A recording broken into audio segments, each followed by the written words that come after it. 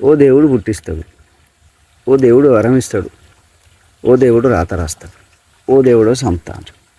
ఇంకా మధ్యలో ఉన్న దేవుళ్ళు వచ్చి నేను పరిపాలన చేస్తాను, మీరు చేసే తప్పులకు శిక్షలు ఇస్తాడు. ఏంది ఇది లొల్లి? అరే పుట్టించింది మీరే, తప్పులు చేసే బుద్ధి రాత రాసింది మీరేగా, మాకేం జరుగుతుంది? మీరు రాస్తేనే కదా మేము తప్పుడు మాటలు తప్పుడే వారాలు చేసాం. అది ఏంది శని ఎంటర్ అయిందంటే ఒక్కొక్కరికి పోస్తుంటాడు అంతే, చుచ్చు పోస్తుంటాడు అంతే.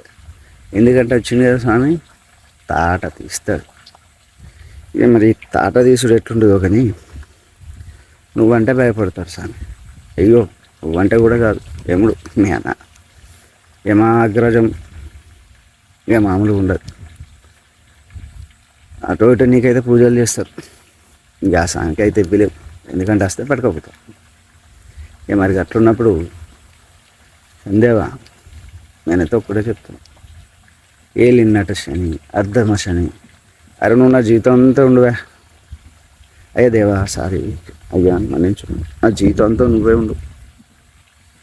అరే తప్పు చేస్తున్నప్పుడు ఒక్కడి వీకు ఏమవుతుంది? మీరు కూడా సాయం ఈ తప్పు చేసినాక పరీక్షలు ఏంది, ఈ ఒత్తిడేంది? పోయిన పని కాదు. ఇంటికి వస్తే ఇంట్లో ఉంటే పిల్లలు వదిలి పెడతారు, ఏం చెప్తున్నావు, తింటావు తాగుతావు ఇంట్లో పంటావు. అరే ఏందిరా ఇల్లు?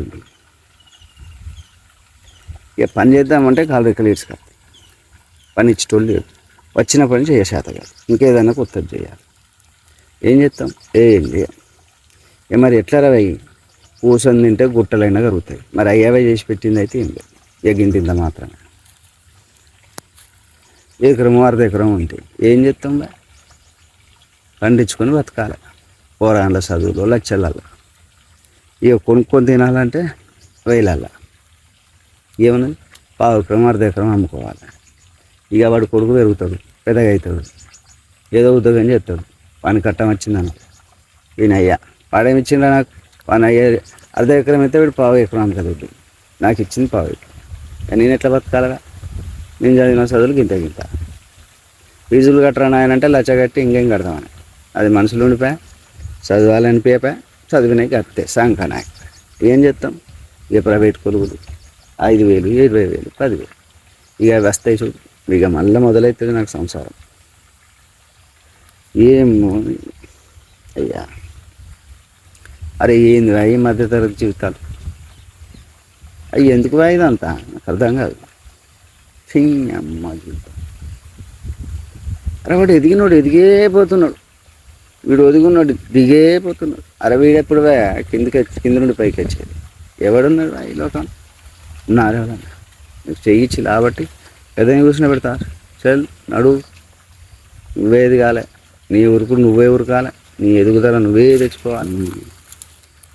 చెరువు కట్టుకుంటా, పొలాల గట్ల కొంటా, చెట్లలో కూర్చొని మూతి మీద వేలేసుకొని ఎట్లా ఎట్లా ఎట్లా ఎట్లా అంటే ఎదుగుతావు తల్లి. ఉరకాలే, పనికి అక్కడ ఉన్నదంటే పొద్దుగా లేవాలి, పనికంటే ముందు నువ్వు ఉండాలి. ఉరికినం తీ అంటావు, వచ్చేదాకా ఉరకాలే, గంట ఉరికితే రోజంతా బతావు. ఆ కాలం కాదు నాయన అది. ఉరుకు, భూమి మీదకి వచ్చావుగా, నువ్వు భూమి మీదకి తెచ్చావుగా, వానికి ఏదో ఒకటి చెయ్యాలిగా, చెయ్యి, సంపాదించు. ఓ ఆగు, అలా చూడకు.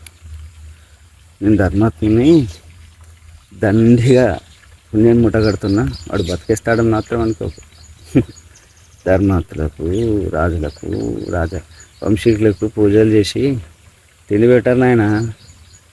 వాడి కట్ట మాడే పడాలి, కనిపిస్తే నమస్తే పెడతారు కావచ్చు. అయ్యా మీ కుటుంబం మీరు తవల, అంత మించి ఏం దొరకదు.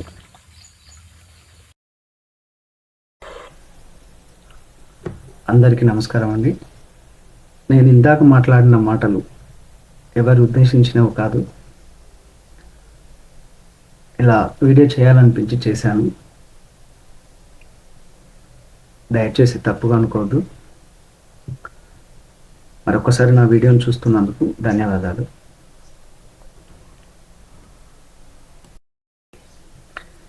నేను మాట్లాడిన మాటలు మీకు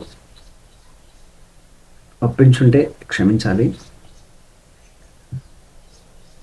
నేను మాట్లాడిన విధానంపై మీ అమూల్యమైన అభిప్రాయాన్ని కోరుతున్నాను.